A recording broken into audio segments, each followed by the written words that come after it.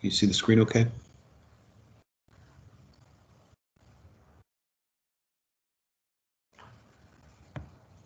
Cool. All right, so today, the dreaded quadratic formula and the discriminant. I joke around, but it's really not that bad. It looks bad, but it's pretty easy to work with, as you're going to see. Okay, so what I've done, we're just going to jump in and we're going to solve some problems. On each page, I put the quadratic formula for your reference. Personally, I don't care if you memorize it, all right? I will say that when you get to the point where you're going to take an ACT or an SAT, you probably should memorize it because that's something they don't give you, but you probably will use it on there. So keep that in mind. But let's go ahead and take a look at some of these. All right, so the quadratic formula is up here in the corner. That's this thing right here. So again, it looks a lot worse than it is. So it starts off with a negative b, then plus or minus. So that means there's going to be two answers. A lot like when we were doing the completing the square thing, and we would take the square root of both sides, and you would get a plus version and a minus version. That's what this part is.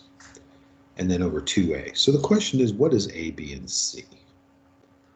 All right, so first things first, you have to have these arranged so that you have x squared and then an x value and a number, and that equals 0. So it has to always equal 0 for this thing to work. Okay, so that's what we've got here. So the a, b, and c are just the numbers in front of each term. So for example, in the first one here, a is the number in front of x squared. So a is negative 2. Bring the signs with them. If there's a sign with it, bring it along. B is the number in front of x. So in this case, that's 12. And c is just the regular number. Okay? So that's why we like to arrange them that way. So x squared first, then x, then the number. So a, b, c, easy as 1, 2, 3. All right. So then what we go ahead and do is we just start plugging in the numbers. All right? So this is going to be x equals, and then minus b. So if b is 12, minus b is minus 12. So we pretty much just switch the sign on that guy. And plus or minus, and I never make these long enough, but b squared. So that's just 12 times 12. Okay, so 12 times 12 is 144. Okay, and then minus 4. It's always just a minus 4, times a, which in this case is negative 2, and c, which is minus 5. Okay? And all this stuff goes over 2 times the negative 2, which is the a value. And that's it. So now we just got to crunch some numbers. My suggestion is when you do these guys, start with the stuff under the square root. So we'll work with that first. Okay? So we've got 144, and then we've got minus 4 times minus 2 times minus 3. There's 3 negative signs. That means our overall answer is going to be negative. Okay? So if we look at this, we say minus 4 times minus 2, that's plus 8, and then plus 8, and then minus times minus 5 is going to be negative 40.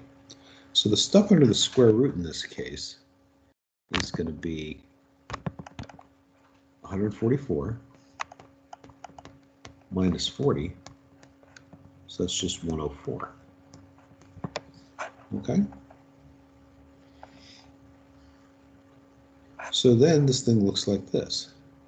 So we can have x equals negative 12 plus or minus the square root of 104,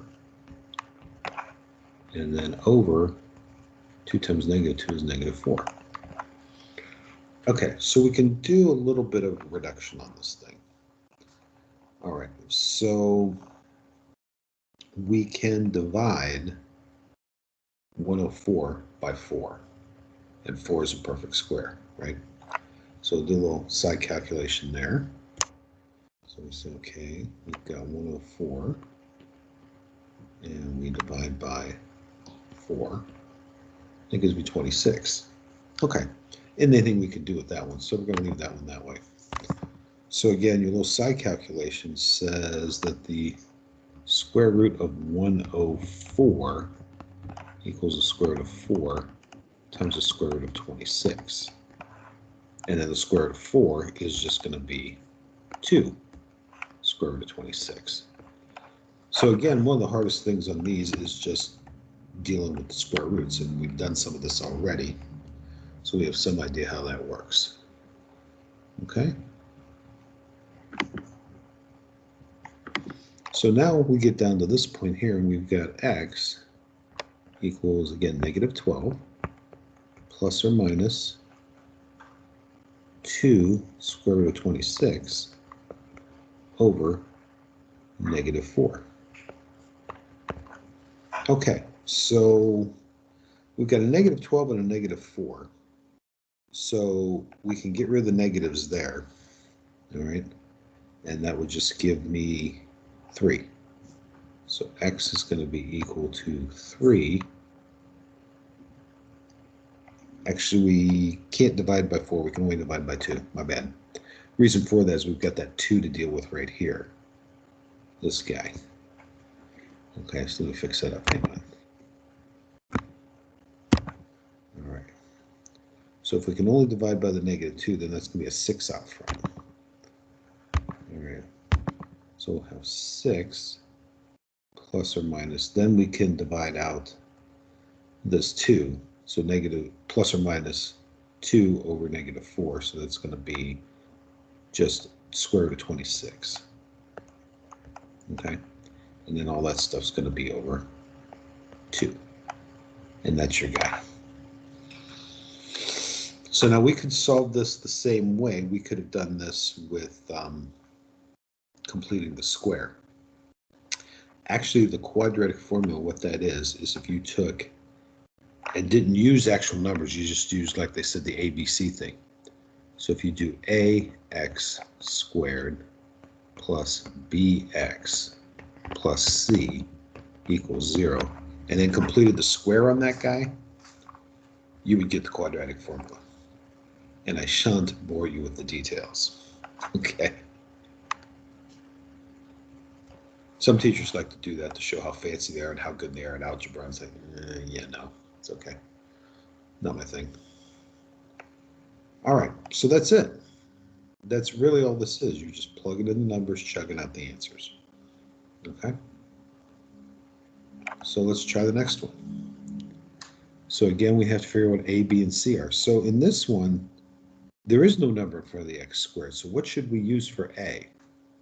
What would we use here for a? Yeah, perfect. Because it's 1x squared. But of course, the lazy math guys don't write that, right? So then a is going to be 1. So that's a. B is going to be 19. And c is going to be negative 7. Easy peasy, right? All right, so this guy is going to start off with a minus 19 because b is 19. So minus b is minus 19. So we have minus 19 plus or minus square root of 19 squared. I don't know what that is, so let's check it out. So 19 squared, 361. So it's going to be 361. And then minus 4. And then times a, which is just 1. And then times c, which is negative 7. Beautiful. And all that stuff's going to go over just 2 times 1, or 2. Okay, so again, let's start with this stuff under the square root. All right, so we've got, usually I start with this stuff here at the end. So multiply these 3 guys together. I got negative 4 times 1, that's still negative 4. Right? Negative 4 times 7, 2 negatives gives me a positive. So this guy's going to be positive. 28. And we add that to the 361. So there's our 361. We say plus 28, so we don't make a math error, equals 389. All right, so we got oops, let's get out of highlighter mode, shall we? That would be good. All right. So we're going to have minus 19 plus or minus the square root of, what do we say, 389? Yeah, 389 over 2. Well, that's ugly. Oh, and x equals that, by the way. It's always x equals. Okay. All right, square root of 389. Well, 4 doesn't go. Does 9 go? I don't know. Let's find out. We're just seeing if we can reduce this a little bit. Can we divide by 9? No. So times 9. Well, 4 doesn't work. 16 doesn't work. 25 doesn't work. 49 doesn't work. 64 doesn't work. 81 maybe? No, I don't think so. I think that's it. I don't think we can do anything to that one. Okay. So that's your answer. Just like that. Questions?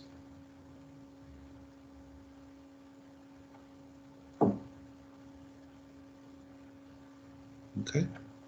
So it's really just putting numbers into a formula.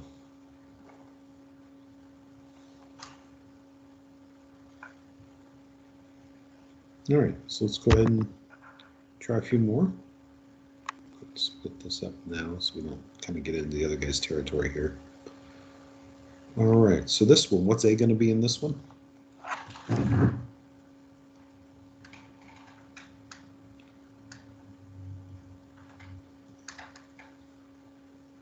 So what's A going to equal for 21? Yeah, so A is 3, B is going to be 18, and C is going to be negative 27. Fabulous. Okay, now, what you could do on this one, this doesn't happen all the time, but what you could do on this one is we can actually factor out a 3 because we can divide 3 by 3, we can divide 18 by 3, we can divide negative 27 by 3. And what this will do for you is it just makes a little bit smaller numbers to work with. Because sometimes when you work with bigger numbers, it just seems like there's more chance of making a mistake. Now you can't do this all the time, but in this case we could. So let's go ahead and do that. So if we factor out a 3, then this is going to be 3 divided by 3, that's just going to be x squared. And I've got 18 divided by 3, that's going to be plus 6x. And then minus 27 divided by 3 is minus 9. Okay? And that equals 0. Now, the reason that works out nice is because then you can say, well, if I divide both sides by 3, 0 divided by 3 is still 0, right? So we've kind of reduced this thing and it's not going to be as hard to work with. Awesome. Okay. So let's go ahead and we're just going to use this part now. So now A is 1, B is going to be 6, and C is going to be minus 9. So we just switched them up here a little bit. All right, so we plug into our formula again. So that's our guy right here. Okay, so let's go ahead and do that. All right, so we got minus B, so it's going to be minus 6 plus or minus B squared. So that's going to be 6 times 6, it's going to be 36, right? Minus 4, it's always minus 4. And then times A, which is now 1, and C, which is minus 9. Cool. Okay. And that's all going to go over 2A, which is just 2 times 1. More fun than humans should be allowed. Okay, so that being said, let's start with the guys in the middle here, right? We'll start with this in particular. Minus 4 times minus 9. 4 times 9 is 36. The two minuses make it plus. So we've got 36 and 36. So now we've got minus 6. Whoops. We've got highlighter mode is what we've got. I always forget that. All right. So we have minus 6 plus or minus. So 36 and 36 is 72. Square root of 72 over 2. I don't know what that is. Thought my pen was going to be okay today, but probably not. All right, so let's try that one more time. So it's going to be 72. Close enough. Okay, so here's the thing. We know that 36 is a perfect square because in order to get that first 36 there, we did 6 times 6, right? Then we have another 36 that we added on there. So the square root of 72, hang on.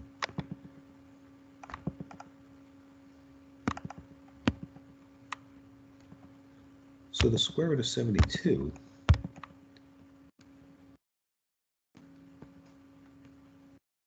can be rewritten as the square root of 36 times the square root of 2.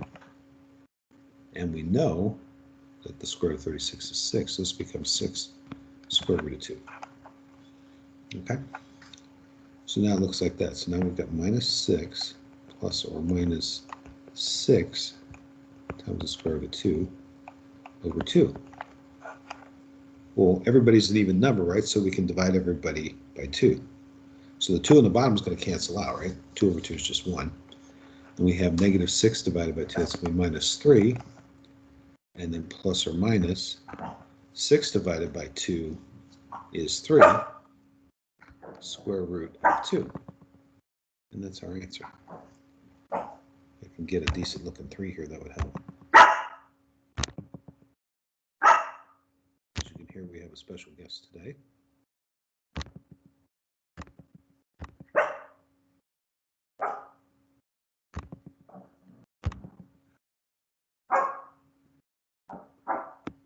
There we go.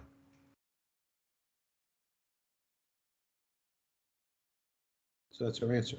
Negative 3 plus or minus 3 square root of 2. That's it.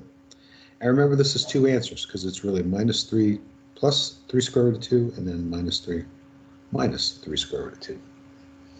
Okay? Any questions?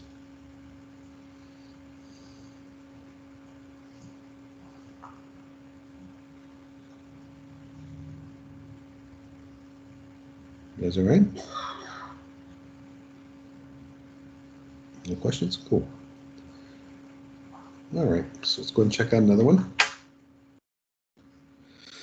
So next one, let's do the same thing. We say A is 7, B is 2, C is 1.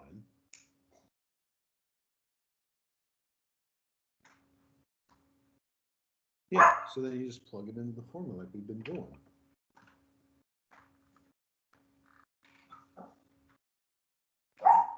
All right, so this one, since B is 2, minus B is minus 2.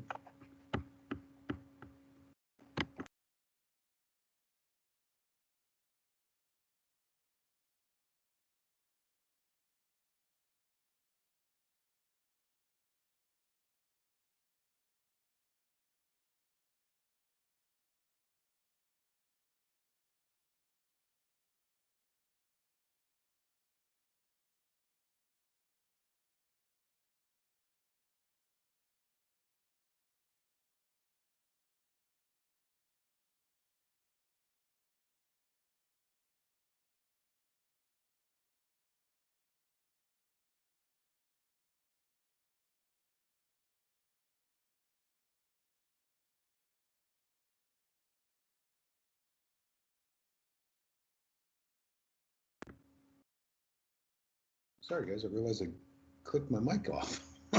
Whoops. All right, so back to what we were doing. So we got minus 2, then we go plus or minus. Then we've got B squared, so that's 2 squared, so that's going to be 4. then minus 4.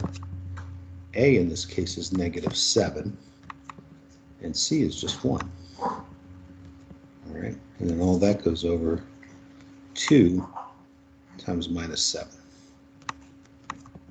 Okay? A little sloppy, I know. All right, so again, let's start with the stuff under the square root, mostly this stuff right there. So kind of start there and work your way out. Okay?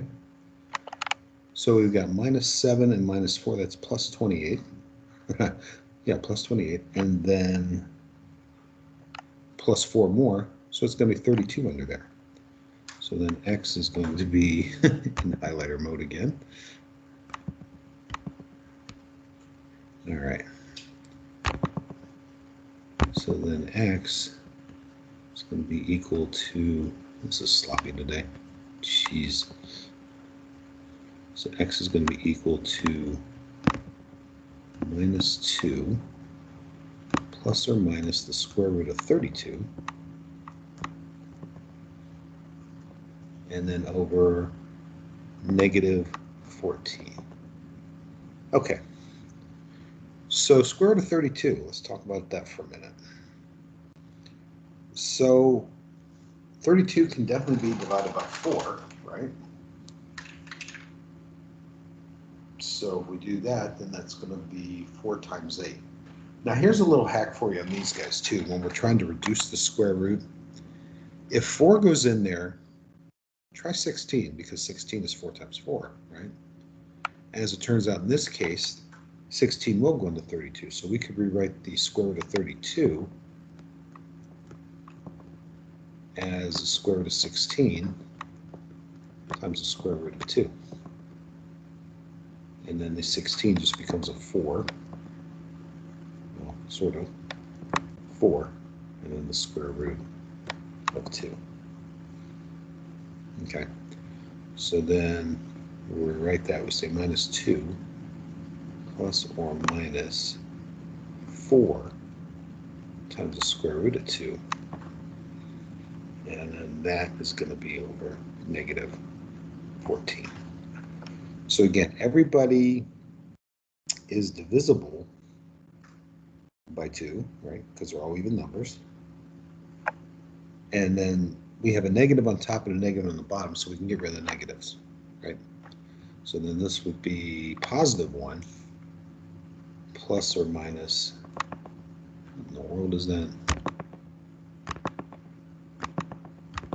Looks like I forgot how to write.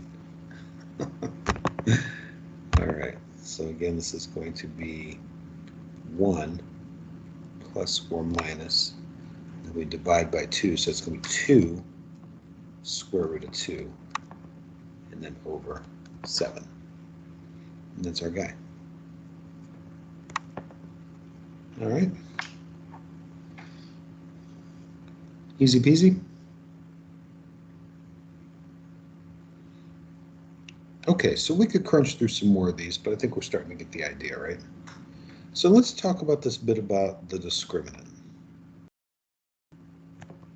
What exactly is a discriminant, and why do they want it? Well, first of all, the discriminant is just a part of the quadratic formula. So the discriminant is just the stuff underneath the square root. Oh, okay. So it's actually simpler than the quadratic formula, which is cool. All right, so here's what a discriminant means. We're going to get a value for this thing, okay? So what a discriminant is let's go ahead and grab one of our problems from before here. I'm just going to grab one here real quick. As I say, I didn't write any of them down, I don't think. I think I got it all set up, but then I didn't use the problem. So I was going to use the same problems, apparently. All right, so let's grab one of these guys. All right. So we'll do the -6x squared plus 5x minus 2. Let's do that. So we got -6x squared minus 5x minus 2. I think that's what it was. Let me make sure. No, middle guy's plus. Okay, so he's plus. All right, so again, it's the same thing. We're still going to use the same thing for A, B, and C. So here's A, minus 6. Here's B, plus 5. Here's C, minus 2. So now all we have to worry about is the stuff under the square root. So B squared, that's going to be 5 squared. 5 times 5 is 25. And then minus 4. And then times A, which in this case is negative 6. And then we have negative 2. Okay? So again, start with these guys. Multiply these three guys together. So we have 3 negative signs. An odd number of negative signs means your answer is negative. Okay? So it says the number of real roots. That means where we actually cross the x-axis is a real root. Okay? So we probably should mention that point there. All right, so we look at this and we say, all right, I've got negative 4 times negative 6. That's minus 24. Actually, it's plus 24 because there's 2 minuses. So plus 24 and then times negative 2 is minus 48. So this is going to be 25. And highlighter mode as usual. All right. So then this is going to be 25 minus 48. Okay, so that means we have, let's clear it, 25 minus 48, negative 23. All right. Now, let's think about this. If we were actually doing the quadratic formula, this would be minus b, so this would be minus 5 plus or minus the square root of negative 23 over 2 times negative 6, that's negative 12. So what's different here?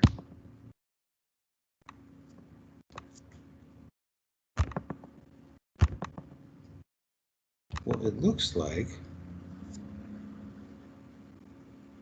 we've got a negative sign or the square root. Can we do that?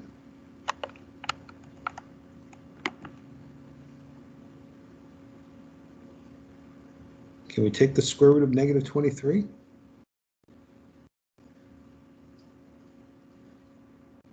No. So, you know, when we put that on like the calculator here on the computer, we get invalid input, right? So what that means is we don't have any real solutions here, or no real roots. So the moral of the story is this.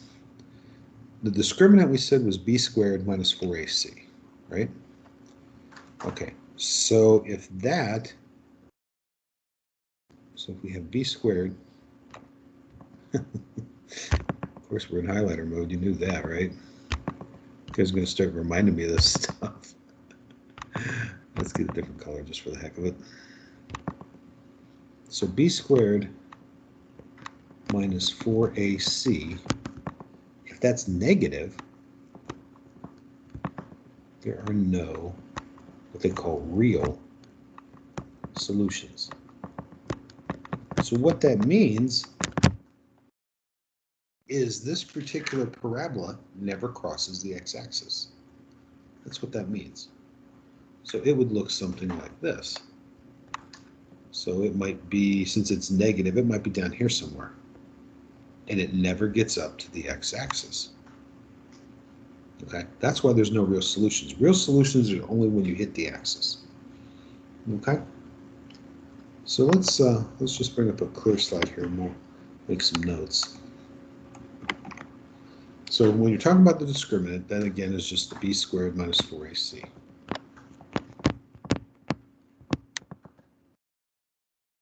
So if that is a negative number, we have no real solutions. Okay.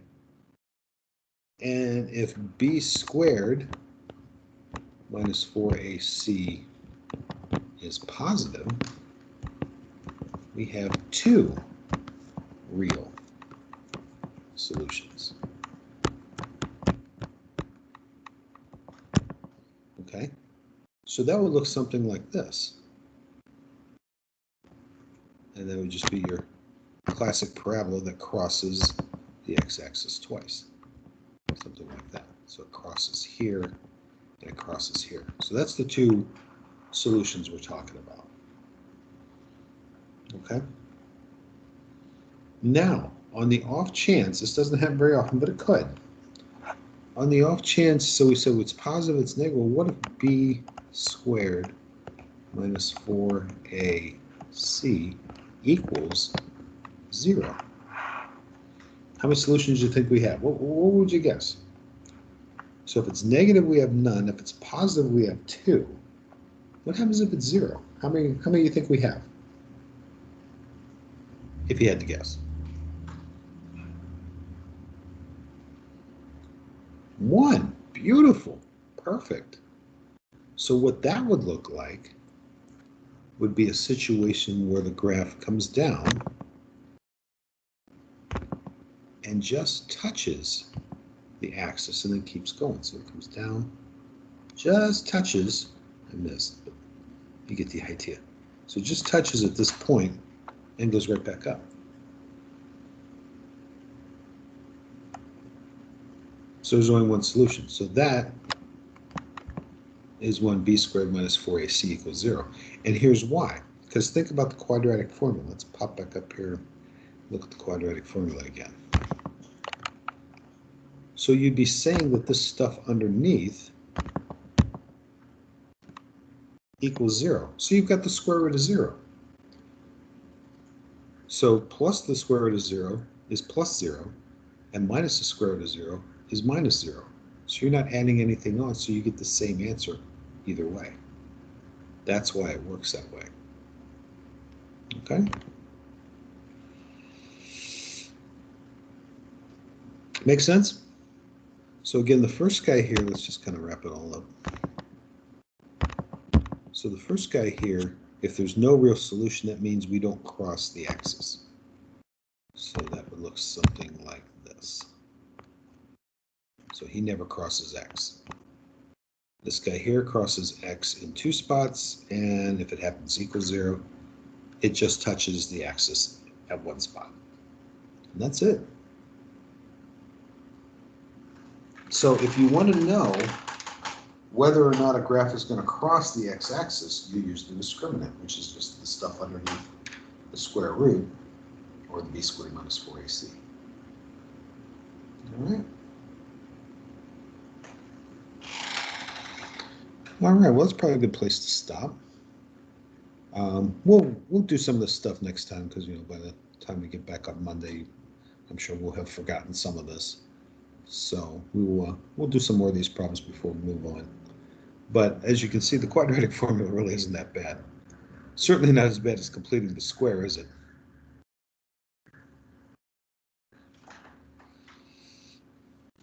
And again, not so much interested in you memorizing the formula as being able to use it. Okay?